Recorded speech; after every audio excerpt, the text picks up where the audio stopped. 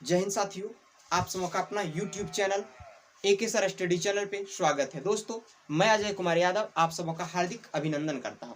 दोस्तों, आज हम लोग पढ़ेंगे UG सेमेस्टर 6 के पॉलिटिकल साइंस का पेपर 30, जो बहुत ही महत्वपूर्ण प्रश्न है और आने वाले एग्जाम में बहुत ही कामगार साबित हो सकता है।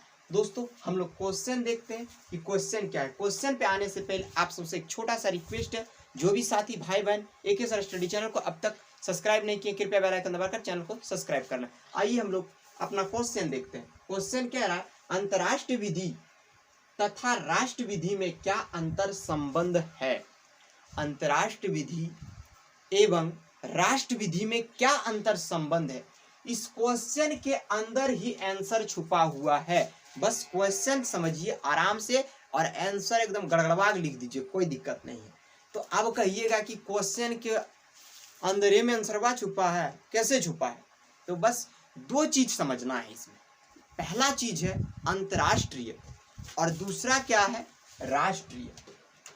अब सुना होगा कि अंतरराष्ट्रीय क्या है और राष्ट्रीय क्या है, तो सुनो गौर से जरा। वीडियो लंबा होगा, आप लोग आराम से देखिए, ठीक ना। तो अंतरराष्ट्रीय यानी कि विदेश और राष्ट्र यानी कि अपना देश, स्वदेश, अदर देश अंतरराष्ट्रीय हो गए, और राष्ट्र यानी कि अपना देश। तो कह रहा है कि उन दोनों के बीच क्या अंतर संबंध है, जो आज पॉलिटिकल के पहले पन्नों पे छपा हुआ है, राजनीतिक शास्त्र के पहले पन्नों पर क्यों छपा हुआ है। और ये दिमाग खाने के लिए एग्जाम में आ रहा है, माथा खराब झूठो कर रहा है। अंतरराष्ट्रीय विधि कुछ रहे ना, अंतरराष्ट्रीय विधि और राष्ट्र में संबंध, उससे मेरा क्या मतलब बहुत बड़ा है, उसे समझते हैं। पॉइंट बाय पॉइंट बताने का प्रयास करेंगे हम, और आप लोग समझने का प्रयास कीजिए।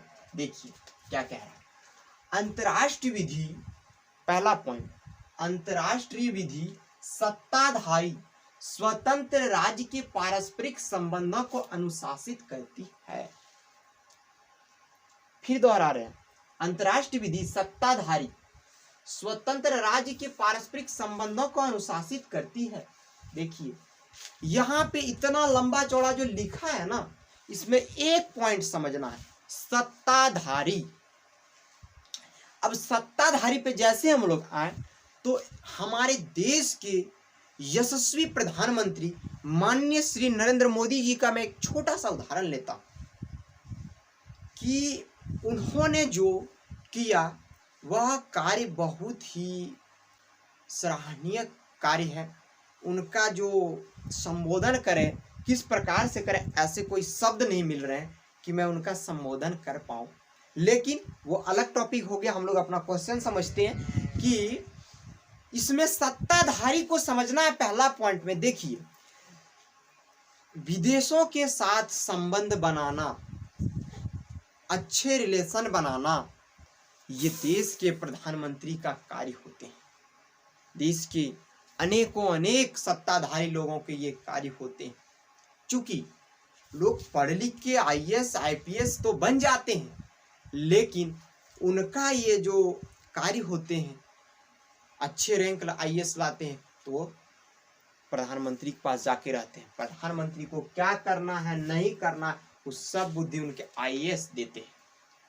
तो यहाँ पे उल्लेख है सत्ताधारी का, और हम मोदी जी पे पहुंच गए, IAS पे पहुंच गए, तो उससे क्या संबंध है इसका। इसका संबंध यही है कि मोदी जी जो है ना, कितना बढ़िया अंतरराष्ट्रीय संबंध रखा है। देखिए कितना बढ़िया संबंध अमेरिका से है, ठीक ना, है या नहीं है, रूस से है, जापान से है। तो मोदी जी दौरा किए, उन सबों के बीच मीटिंग हुई, अंतरराष्ट्रीय व्यापार में बढ़ोतरी हुआ। तो किस किस प्रकार से वो सब आगे हम लोग आके पढ़ेंगे और जानने का प्रयास करेंगे। तो हम उम्मीद करते हैं कि पहला पॉइंट आप लोग समझ गए होंगे कि अंतरराष्ट्रीय विधि सत्ताधारी स्वतंत्र राज्य के पारस्परिक संबंधों को अनुशासित करता है। बिल्कुल देखता है कि पुतिन का व्यवहार कैसा है, यही चीज बता रहा है। और मोदी जी का व्यवहार कैसा है, किम जोंग का व्यवहार कैसा है, मोदी जी का व्यवहार कैसा है, राहुल गांधी का व्यवहार कैसा है, ये इसलिए कह रहा है कि वो अनुशासित होते हैं, वो अपना मन से कुछ अदर चीज नहीं बोल सकते हैं, अनुशासन के अंदर रह करके ही बात कर सकते हैं। ठीक, चलिए दूसरा पॉइंट क्या कह रहा है, राष्ट्र विधि राज्य विधि अथवा राष्ट्र विधि किसी राज्य अथवा देश की विधि है और इस संबंध में वह अंतरराष्ट्रीय विधि के विरुद्ध है। देखिए अब ये कह रहा है कि यहाँ तो हम लोग चर्चा कर रहे हैं अंतरराष्ट्रीय विधि का, अब जरा ये कह रहा है कि राष्ट्र विधि राज्य विधि अथवा राष्ट्र विधि किसी राज्य अथवा देश की विधि है, इस संबंध में अंतरराष्ट्रीय विधि के विरुद्ध है। देखिए यदि किसी राष्ट्र के बीच, पहला राष्ट्र का उदाहरण है, देखो राष्ट्र के बीच, राज्य के बीच कोई छोटा मोटा विवाद है तो उसमें अंतरराष्ट्रीय लोग, जापान के लोग, अमेरिका के लोग, रूस के लोग दखल अंदाजी नहीं दे सकता है, क्योंकि ये अपना देश का मैटर है, अपने राज्य का मैटर है, अपने राष्ट्र का मैटर है। यहाँ के जो लोग हैं, यहाँ के जो जनता जनार्दन है, ये और इस जनता जनार्दन ने जिसे एक प्रधानमंत्री के रूप में चुना है, एक राष्ट्रपति के रूप में चुना है और राज्य में एक मुख्यमंत्री के रूप में चुना है, इन लोग मिलकर के उन बातों का, उन राष्ट्र का, उन राज्य का जो मैटर है उसे शांत कर सकता है। यही चीज उल्लेख है इसमें। अब तीसरा एक विद्वान है, वो क्या कह रहे हैं जरा सुनिए तो। केल्सन का कहना है कि राष्ट्र विधि व्यक्तियों के व्यवहार को नियंत्रण करता है। बिल्कुल सही बात है, राष्ट्र विधि जो है वो व्यक्तियों के नियंत्रण को क्या करता है, नियंत्रण, व्यक्तियों के व्यवहार को नियंत्रण करता है। राष्ट्र विधि जैसे कि संविधान जो लागू हुए हैं हम लोगों के राष्ट्र के बीच, देश के बीच, वो क्या करते हैं, वो हम लोगों को नियंत्रण करते हैं। वही बात, राष्ट्र व्यक्तियों के व्यवहार को नियंत्रण करता। इतना अंतरराष्ट्रीय विधि, अंतरराष्ट्रीय से, अदर विदेशों से, देशों से क्या जरूरी था संबंध बनाना, बताइए। हम लोग अपना देश के अंदर रहते हैं, सब कुछ उपलब्ध रहता है तो अपना देश के अंदर रहते हैं हम लोग। ये फोन जो है चाइना का है, इंडिया का फोन खरीदिए नहीं सकते, इतना महंगा है, लेकिन उसका भी बहिष्कार हम लोग किए हैं लॉकडाउन के टाइम में, लेकिन चलने वाला नहीं है बाबू, समझे ना, कि बहिष्कार कर दिया, हम लेबे नहीं करेंगे, एकदम हम स्वदेशी, तो नहीं चलने वाला। तो क्या कह रहा है कि यह व्यक्तियों के व्यवहार को नियंत्रण करता। अब कैसे नियंत्रण करता है, देखिए, यदि हमारा देश से ही चल जाता तो क्या मोदी जी को भटकना पड़ता अदर देश? नहीं, हमारे पास सब कुछ यदि अवेलेबल रहते, हम अपने आप में मजबूत रहते हैं तो क्या भटकना पड़ता? नहीं।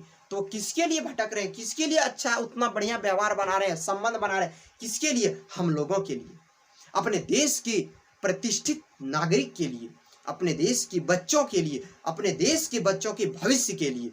समझिए गौर से एकदम। तो क्या कह रहा है, हम लोगों को जो है व्यक्तियों के व्यवहार को नियंत्रण करता। अब कैसे नियंत्रण करता उसको समझ। ये संविधान लागू जब हुआ तो क्यों लागू? हम लोग के व्यवहार को नियंत्रण के लिए। हम किसी से के साथ गलत व्यवहार नहीं कर सकते हैं, गलत ढंग से बात नहीं कर सकते हैं, गाली नहीं दे सकते हैं, झगड़ा नहीं कर सकते, किसी को मार काट नहीं सकते हैं, नहीं तो क्या करेगा, हम अपने व्यवहार में को खो देंगे। जैसे हमारे अभी कल ही 12 जुलाई को माननीय प्रधानमंत्री जी देवघर एम्स और एयरपोर्ट का उद्घाटन किए। उस वक्त हमारे राज्य के जो मुख्यमंत्री जी हैं उनका बड़ा बढ़िया से अभिवादन किए, प्रणाम, ऐसे एकदम ऐसे करके, ठीक ना।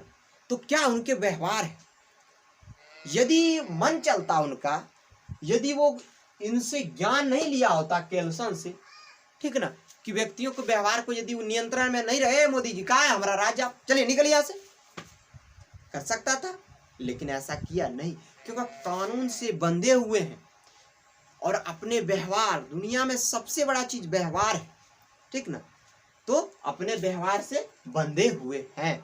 चलिए तीसरा पॉइंट देखते हैं, अंतरराष्ट्रीय विधि राज्यों के व्यवहार अथवा अंतरराष्ट्रीय विधि राज्यों के व्यवहार को, अथवा जैसे कहा जाता है कि राष्ट्र विधि के विषय में राज्य अंतरराष्ट्रीय संबंध अथवा घरेलू व्यापार। देखिए अब कह रहा है अंतरराष्ट्रीय विधि के साथ हम लोग का कैसा संबंध हो चुका है, घरेलू संबंध हो चुका है। क्या है, हम उन लोगों के पास जो, अमेरिका के पास जो चीज उपलब्ध है हम लोगों के पास है, चाइना के पास उपलब्ध है हम लोगों के पास है, ठीक ना, रूस के पास जो उपलब्ध नहीं हम लोगों के पास है, और हम लोगों के पास जो चीज उपलब्ध है उन लोगों के पास है, तो हम लोग आयात निर्यात करते हैं, तो इस तरह क्या हो गया, हम लोगों का घरेलू संबंध बन गया है।